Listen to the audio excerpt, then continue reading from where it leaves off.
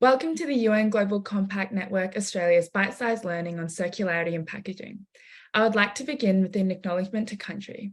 In the spirit of reconciliation, the UN Global Compact Network Australia acknowledges the traditional custodians of country throughout Australia and the connections to land, sea, and community. We pay our respects to their elders past and present and extend that respect to all Aboriginal and Torres Strait Islander peoples today. Hello, my name is Farah and I am the Environment and Climate Change Coordinator here at the UNGCNA. Joining me is Dr. Evan Center, our Environment and Climate Change Manager.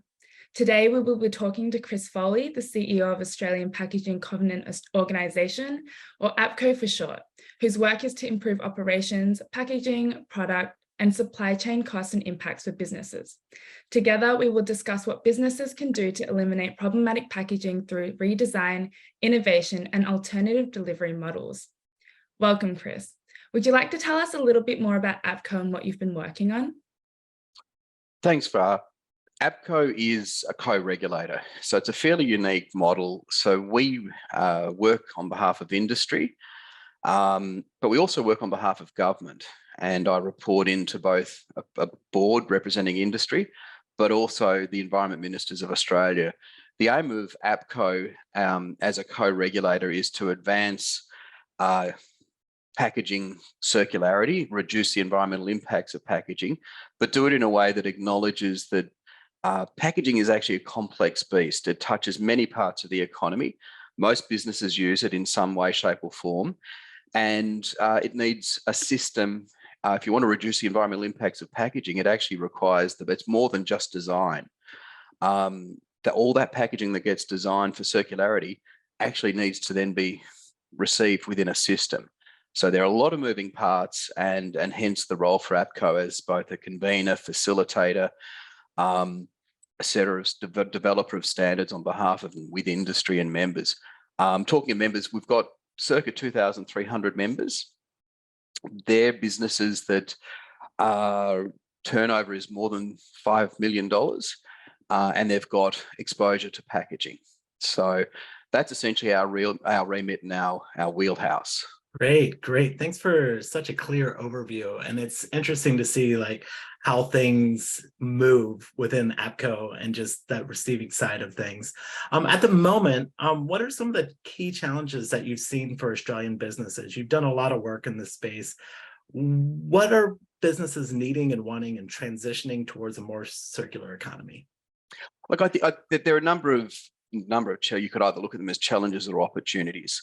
In the context of the national packaging targets, we did a review late last year. We engaged with over 500 organisations across the packaging supply chain. It was quite clear there has been a lot of progress on the national packaging targets, which expire at the end of 2025, but clearly more work's needed, particularly around plastic. The other finding was that we need a systems approach. And it's, again, as per the conversation at the start of the call, this is much bigger than just designing for circularity. You've got to design for circularity with the system in mind, where who's going to collect it, who's going to sort it, reprocess it for reuse or reprocess it for recycling, and then the end markets for the recyclate. What are their specifications? How are they going to be used? Are the price points sustainable? What are the end markets for the material? Now, in theory, all of that could be achieved within packaging. APCO's remit actually really is only the brand owners and the packaging companies, but we are very actively trying to work with and collaborate with the rest of the system. And certainly the environment ministers at their meeting in June, they've come out with 3 very clear messages. There will be mandated design standards for packaging. There'll be mandated recycled content, and there'll also be mandated national packaging targets. Those mandates will really align the system, and it is now a case of how the system gets framed and defined and also supported, because these journeys, these aspirations, they won't just happen on their own. In light of these challenges, because there's obviously a lot of stakeholders involved, there's governmental, but there's also the private sector with businesses. And you mentioned the targets that have been outlined, so the 2025 national packaging targets. Yep. With these mandates being in the works and not having been finalised yet, what can Australian businesses do to work towards those targets, regardless of the mandates, and in facing these challenges that do exist for them? So I've started at APCO 12 months ago as CEO, and one of the first opportunities that I've identified was the need for us to really be able to look at material flows more strategically. So we've identified a couple of key opportunities. One is really enhancing packaging design and making sure that more of our members are using APCO's existing sustainable packaging guidelines. That in particular is focused on problematic plastic, which does cause a lot of challenges. So some examples of problematic plastic would be obviously lightweight shopping bags. They're largely being addressed or have already been addressed. You've got expanded polystyrene, food clamshells, molded protection on various large items. You've also got rigid, so that there's a long list of problematic plastics that, from our point of view, how do we help businesses eliminate, redesign, replace or innovate? And that they're all actions that can be done here and now today. We've got some tools beyond the sustainable packaging guidelines. We've actually got a problematic and unnecessary plastic report that is available. It's an action plan that helps businesses understand what their pathways are. We're in the throes of actually revisiting that, given the complexities in this space. We also know that from a regulatory point of view, many of the states have differing views and definitions, which is a challenge for brand owners, in particular in packaging companies. They're trying to work out, well, which version or which interpretation, which definition do I pursue for my packaging? So there's work that we're trying to now lean into and convene across the country. There's some fabulous work. An example of that would be the National Retailers Association. They did some great work on single-use plastic shopping bags. How can we build on that so that on behalf of industry as a co-regulator, we can get alignment to then actually make it easy for the state governments to adopt a roadmap for problematic single-use plastic that helps align definitions, but also helps make it easier for businesses to actually take action. That's interesting to know that there's so many facets of the recyclability or reusability chain that businesses can participate in. And I know that APCO have released like guidelines as well as reports. One of those reports is the Scaling Up Reusable Packaging. In terms of your findings, what are some things that both businesses and consumers can do to participate in these systems of reuse? Well, reuse is actually something that's pretty close to my heart. Prior to joining APCO, I was 9 years working in a couple of the Wesfarmers businesses in retail. And we had a fabulous program for coat hangers. Kmart and Target have a reuse program with our service partner and provider, Pact Retail Accessories. And Pact help Kmart and Target recover and reuse 400 million coat hangers a year. So all of those garments that go through just those two brands alone, Kmart and Target, amount to 400 million coat hangers that within those two businesses, they have essentially a closed loop reuse system in operation. So that just goes to show, and most people would not appreciate the opportunity. There's a big system that's then required at the back end, but if you collaborate and find the right partner, and in that instance, we partnered with Pact and they were brilliant, there are solutions available. And that's, as I said, a very small, that's one packaging format, a coat hanger. Beyond that, though, there's obviously a lot of opportunity for reuse. APCO's certainly got a position on reuse and a report on reuse that we're really trying to advance. For businesses, the start there would be to assess your current packaging practices, refer to our reusable packaging guide. That can actually walk you through the pathways, the options, the alternatives. First up, as I just mentioned, look at your back of house supply chain. Beyond coat hangers, what other opportunities are there? the economics on doing your own business B2B or supply chain packaging reuse, the economics will be quite strong, because if you're using pallets, if you're using boxes or tubs, make them reusable, run the numbers, there will be a reasonable business, there'll be a strong business case. If you then need to obviously collaborate with your suppliers, you can then start looking at design for reusability.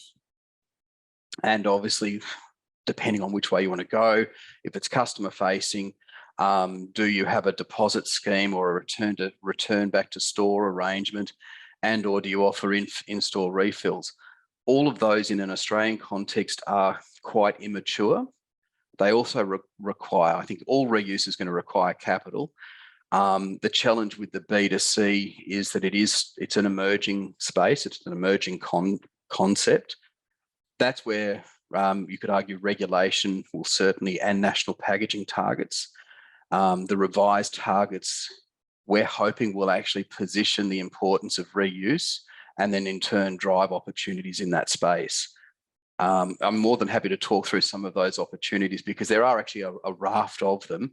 And I think people get consumed in the concept of environmental packaging is all about recycling, when in fact, the unsung hero is in many respects reuse, but there are challenges to it, particularly in Australia, where the logistics and the depth of markets and also the infrastructure. So Chris, I love the coat hanger story, right? That's so good. It's such a fantastic example of how organizations can really develop partnerships to take those opportunities that you were talking about, to apply principles of circularity within their business models.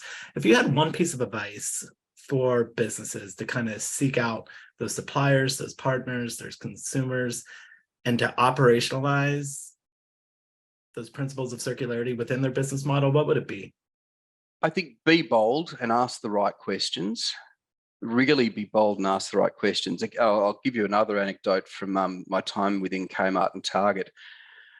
If any of you have bought underwear at either of those fine purveyors of everyday low-priced clothing and general merchandise, the underwear will have inevitably come in a plastic sleeve that historically has been quite bright and shiny. That sleeve was made from PVC, which is a problematic plastic. It interferes with the recycling system, contaminates the recycling system. We were really conscious of this going back we'd identified it 4 or 5 years ago, given the scale of our operations or our business activities in the market. We sold a lot of socks and jocks in those sleeves. The problem with the sleeve was 1, PVC, 2, it then had a metal clip, and 3, it actually had a cardboard insert for colour and messaging. So it was not recyclable and it was problematic. And through talking to our sourcing teams and our designers, the mindset was very much locked into, well, but we've always done it that way. It works. That's what's available. We source it from Asia. That's all that they can do. It took a little bit of investigating behind closed doors to actually explore, well, the factories that we were sourcing from are actually providing similar garments, underwear, in a polyethylene bag that looks not dissimilar, and they're doing that to European clients and to North American clients. So we then had to take our buying team and our sourcing quality team on a bit of a journey of be bold. Just because your supplier says, but that's the way it's always been done. Long and short of it, we ended up getting a 100% recyclable polyethylene bag that had a print on it instead of a cardboard insert, that had a Ziploc instead of a metal clip, made from polyethylene film that actually had 40% recycled content. The weight of the bag was 45% lighter. So we were using recycled content, a recyclable material, 45% lighter, and it was cheaper. Don't be afraid of actually looking around, when I say the neighbourhood, looking at what else is being done elsewhere globally. Because if you can get those proof points to say, well, hang on, here's an apparel company selling in Europe, and here's one in North America, and their garments look awfully like ours, and I'm sure that this packaging's actually really recyclable. And then help your internal teams be bold and comfortable to ask their suppliers. They're the ones that actually own the relationships.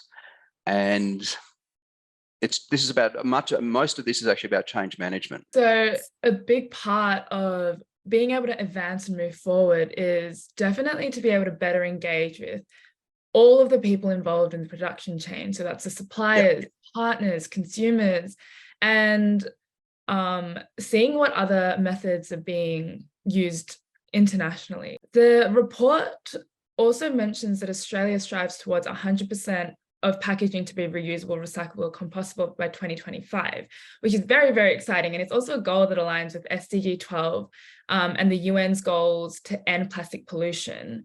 Yep. Seeing as the goal is to be achieved within the next year or so, how do you think we can get there? Obviously with collaboration and being bold, but what other moves can businesses make? Again, I think the headline here is to improve the design of your packaging, both the choice of material and the packaging design. And there are existing tools that are already in place, like the APCO Sustainable Packaging Guidelines. We also know that with regulatory reform coming, the sooner businesses can actually get on the court and meaningfully engage in this. Many of our members have done an incredible amount of work, but the looming strengthening of regulation, the sooner you start that journey, the better prepared you will be for the long haul ahead. The game will be changing in the not too distant future. And these are simple changes that can really make a profound impact today. And again, the tools are already there. We're actually strengthening them. We've created a new team, which is called Packaging Transformation. We've also created another team, which is called Systems Transformation. So within APCO, we're looking at a whole of system approach that takes into account everything from packaging design, but right through the collection, the sorting, the reprocessing and the recycling. Because without that whole systems approach and appreciation, we're not going to be able to move the game forward. But bringing it back into the context of if you're a brand owner or a packaging company, start really genuinely looking at and reviewing your packaging against those guidelines. And there are 10 key principles. They're actually quite digestible, even for your layperson. But if you get those principles right, the ability to reuse or recycle or compost will infinitely improve. Love it. Love it. So we talk about what's next for Australia as we move towards 2025. What's next for APCO? What are you doing next? What's on your radar? With all this in mind, what's next for your future engagement? We're really excited. I'm certainly excited by the prospect of change.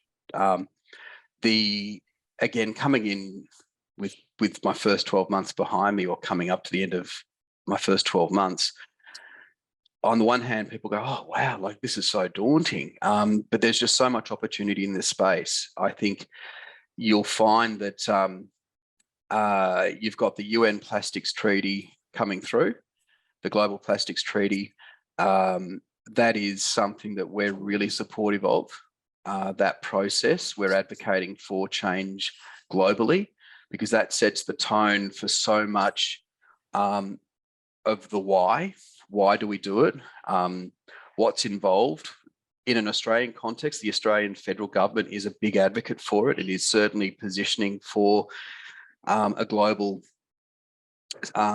agreement on plastic. And for those not aware, that will essentially establish targets and obligations that will be reported not dissimilar to what's happening on climate. That will drive and motivate. This isn't going our way.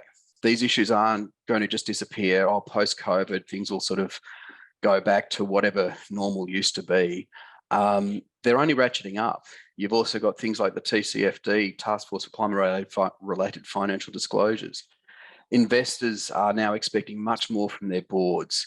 And whether it be on climate disclosure, climate obligations and responsibilities, it's the same right throughout all material impacts.